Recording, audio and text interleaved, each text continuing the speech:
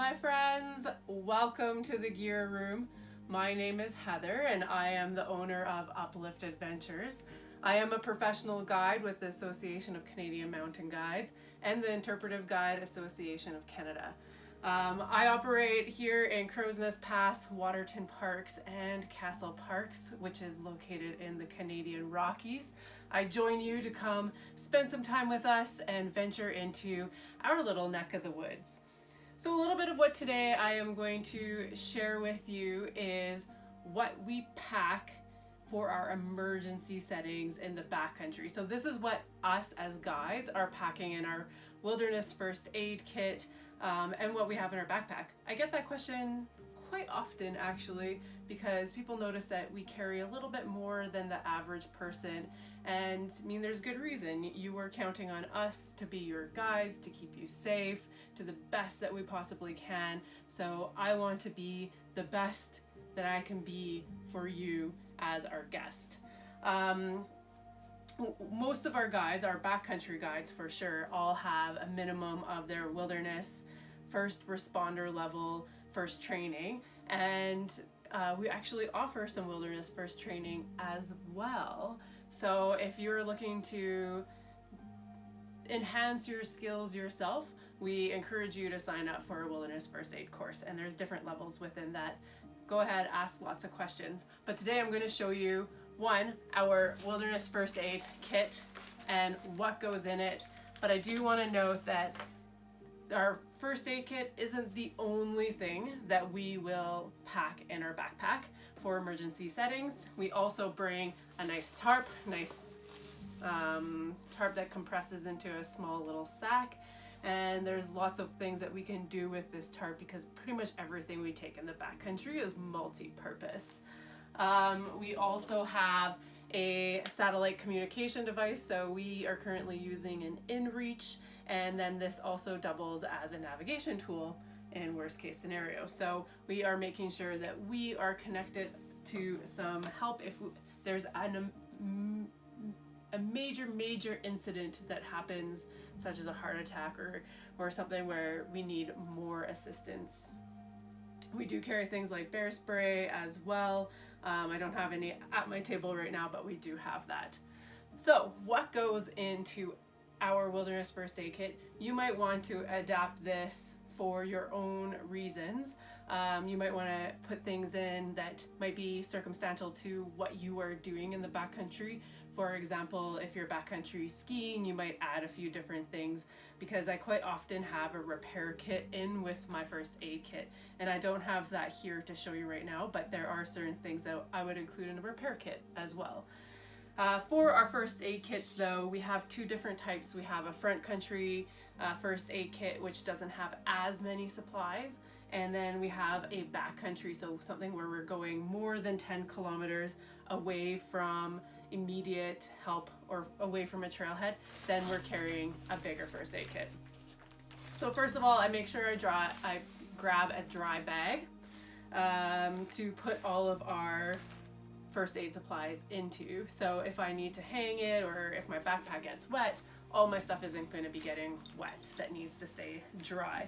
So everything will go into this, and it's red, so it's easy for customers to find, or in your case, it might be easy for your adventure buddy to find, right? So I kind of have things split into a few different categories.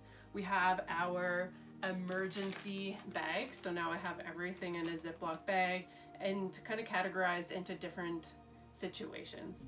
So I have an emergency one. I actually call it the holy kit, but I can't say that. But that's what I call it, and it's our emergency. Within this bag, I have a pocket mask, I have nitrile gloves, I have trauma shears, and I have 2 absorbent pads. So this is if things really hit the fan, I have this in my first aid kit.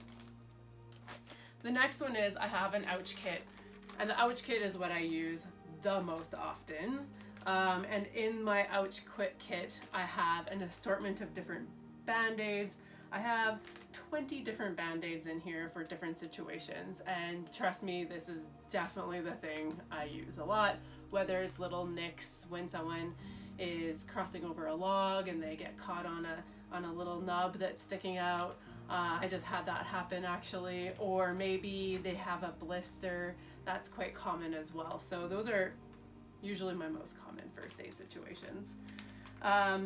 We have some moleskin in here. And moleskin, it's funny because people with blisters seem to, some things work for them and some things don't work for them. So sometimes we have to try various things, and sometimes a band-aid works, sometimes moleskin works, and sometimes none of those things work depending on the person. So we have 20 band-aids, we have one 30 centimeter moleskin. I also have some triple antibiotics to help with the healing of whatever it is that we are dealing with. And then we have some iodine swabs and a pair of tweezers in here. And the tweezers are if I need to pick anything out, but I could also double the tweezers in a situation where there might be ticks and I need to remove a tick from somebody. And then I also have those disinfectant wipes, the iodine swabs to help with that as well. So there's a lot of things that we can use with this ouch kit. It's not just blisters and cuts, it can be ticks as well.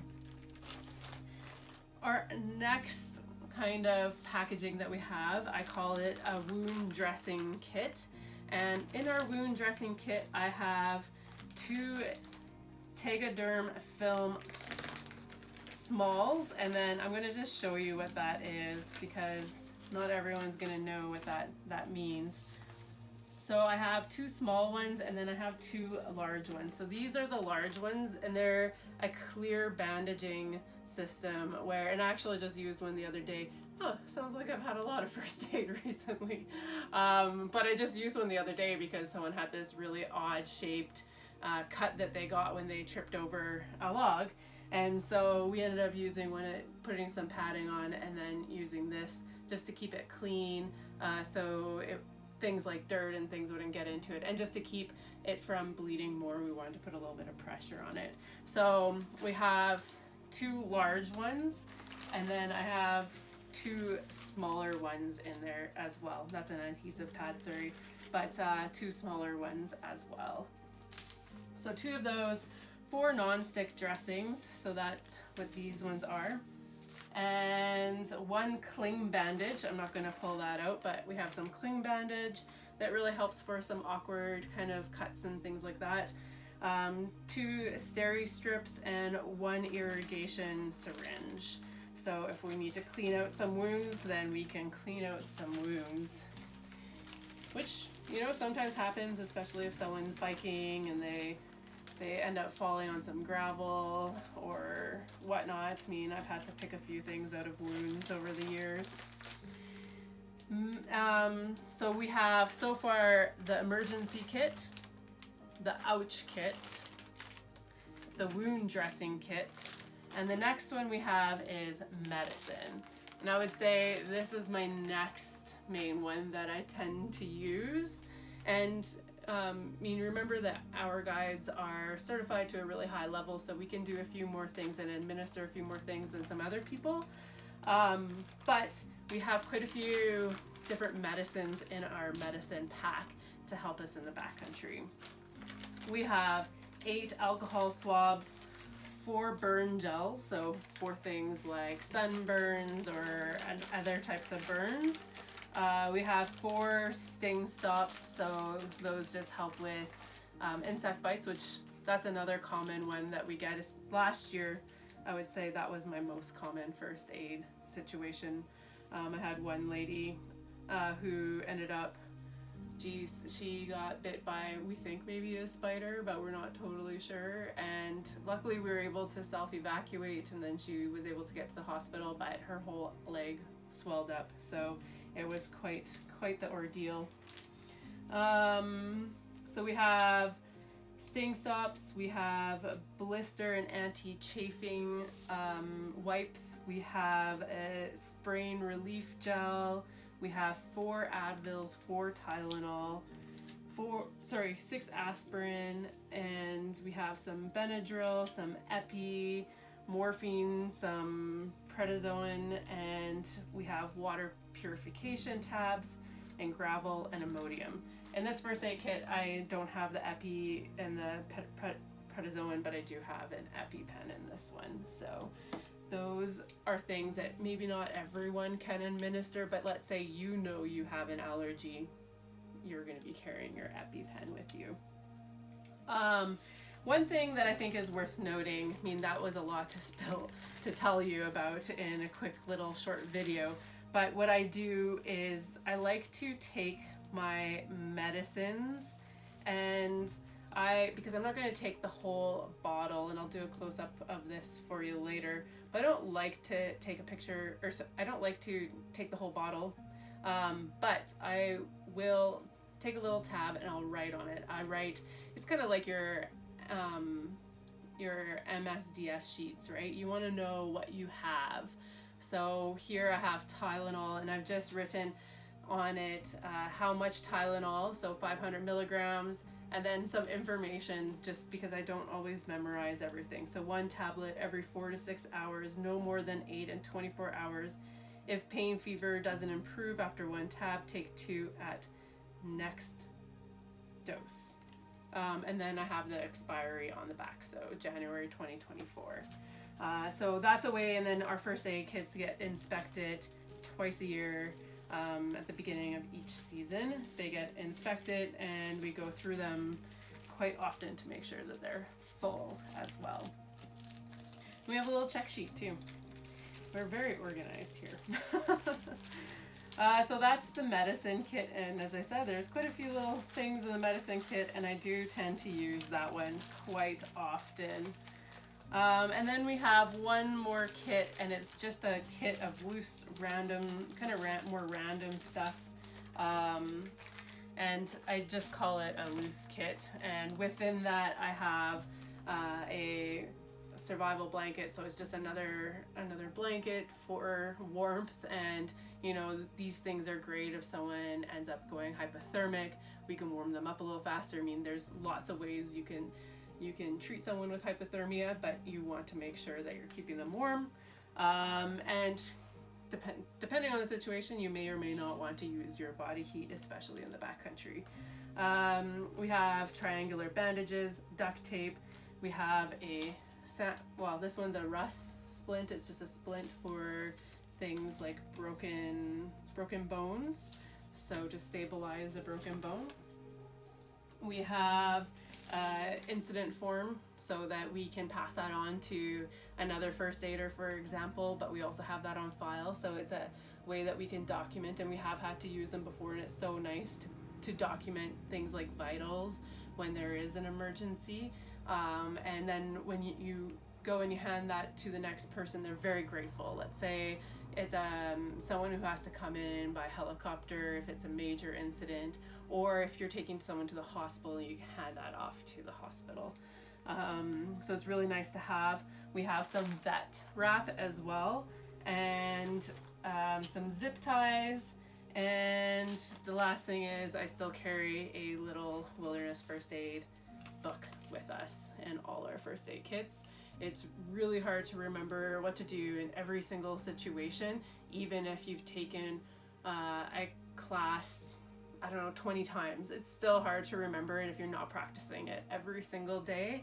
So I think for myself, I've probably taken 4 wilderness first aid courses by now, and they expire every 3 years. So considering that that's how many times I've taken it, there's still things I'm like, oh, what was that again? And so it's so handy to have this with us. And just to kind of keep you calm sometimes in those situations, you can look through and just make sure you're doing everything that you thought you were going to do. So that is, in a nutshell, what we have in our wilderness first aid for backcountry settings. And when I say backcountry, I call it more than 10 kilometers away from the trailhead. So, or over anything overnight. So just a recap, we have an emergency kit, we have a ouch kit. Let's see, where's my ouch kit? Here's my ouch kit. We have a wound dressing kit, we have a medicine kit, and then we have some loose supplies to help us out. And all of this goes into our wilderness first aid kit, and it's one way that we can help make sure that you're safe if one of those unfortunate incidents happen. Obviously, we don't want those things to happen, but they do sometimes happen.